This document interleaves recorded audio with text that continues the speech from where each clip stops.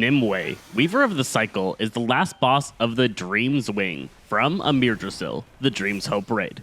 This is a two-phase boss encounter, switching between the boss herself as well as two large ancient adds that will spawn and defend her at regular increments throughout the fight.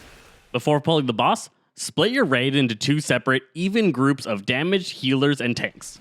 Both teams will be assigned to different sides of the room for the Phase 2. The general theme of this fight is to avoid crossing the lines. Beams show up all throughout the room and are glowing areas called the Verdant Matrix. If you touch the matrix, you get a debuff that deals damage over time, and every time you cross it multiple times, this debuff stacks up. She, of course, is going to do all sorts of different effects that is going to force you to cross these beams, so you just have to do smart movement and placement of your raid members for minimal beam transitions. Let's break this whole fight down. So first up is that Verdant Matrix. Anytime you cross any of the beams or threads across the room, you're going to get a stacking debuff. It only lasts 2 seconds, so it's pretty easy to keep this managed. Inflorescence is going to be green pools on the ground. Ending in an inflorescence makes it so that you take reduced damage from the Verdant Matrix. The tanks are going to be regularly spreading inflorescence across the map, giving players areas that they could cross the beams safely. The first thing that's going to make you cross the beams regularly are surging growths. These are small little plants that prop up around the room that pulse raid-wide damage as long as they're alive. Standing on them reduces their size and eventually will remove them. You're going to need your raid members to move around, standing on these growths to get rid of them. You don't want to be managing more than 5 of these at a time, or your healers are going to start getting overwhelmed. In addition to this pulsing damage, Viridian Rain is going to pick several raid members and deal consistent damage to them over 6 seconds. So healers have to be targeting out whoever gets Viridian Rain and making sure they get the priority healing.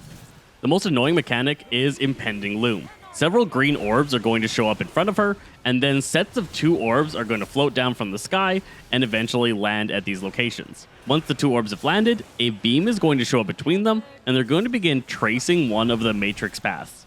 If you touch this beam, you take a huge amount of damage and become stunned for a decent amount of time. You need to be watching these at all times throughout the fight, and managing your movement, as well as standing in the plants around the incoming stun beams.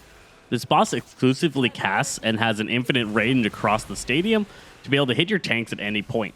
The default attack of Threaded Blast deals about 1 million damage split between physical and nature. And then Weaver's Burden goes onto the tank, dealing damage over time, and after a delay will cause them to explode. They will then receive a debuff, increasing nature damage taken significantly, as well as they'll begin placing inflorescence behind them as they move. They'll get a burst of movement speed and be able to run back to the boss. Due to the increased nature damage taken, on the Weaver's Burden debuff going out is when the tank swap should take place. On heroic difficulty, Weaver's Burden also applies to a couple of the DPS or healers. These players are also going to get the same green ring the tank receives, and they need to run out to the edge to drop this effect.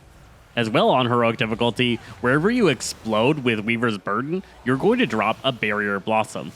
This is going to be a green little plant that appears that knocks players back and deals damage to them when they are touched. These will last until the Phase 2 adds are killed, so you need to make sure that these are not placed in areas that players are going to need to run to for the transition. Have your healers spread out decently to be able to cover healing on anybody who gets the Weaver's Burden debuff.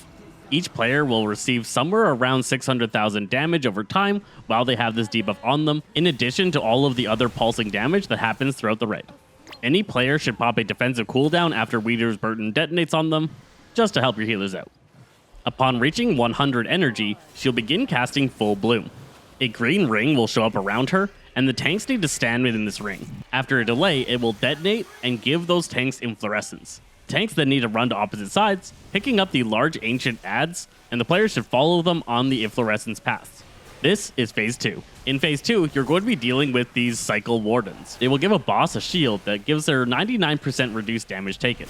Also, if at any point these adds cross any of the Matrix lines, they pulse 741,000 nature damage to all players, quickly wiping up your raid. Throughout this phase, you're going to be regularly dealing with them turning and casting Lumbering Slam, a large cone effect in front of them that deals massive damage. On heroic difficulty, after the slam hits, some surging growths will spawn, and players need to stack in these to get them to stifle. The Wardens will also cast Radio Flourish, a burst of damage to players caught in the path of this effect. Once the adds are dead, the tanks will receive inflorescence again, and players will need to rush back to the boss. Make sure not to leave your ad side until all of the existing surging growths have been stifled. We do not want to leave any excess plants in that area, as that's just so much damage your healers are going to have to deal with. Upon returning to the boss, she will begin casting Continuum. Over 10 seconds, she's going to deal damage over time, and this is a great time to use major healer cooldowns to keep everybody alive. After the Continuum finishes, there will be new paths of Verdant Matrix. The general shape of it will have slightly changed. And we'll be back to phase 1. This will flip back and forth until you manage to take this boss down. I hope this guide helped you figure out your first kill of Nymue Weaver of the Cycle. I'm Zesty Phresh from Szasse Games, and we'll catch you guys next time.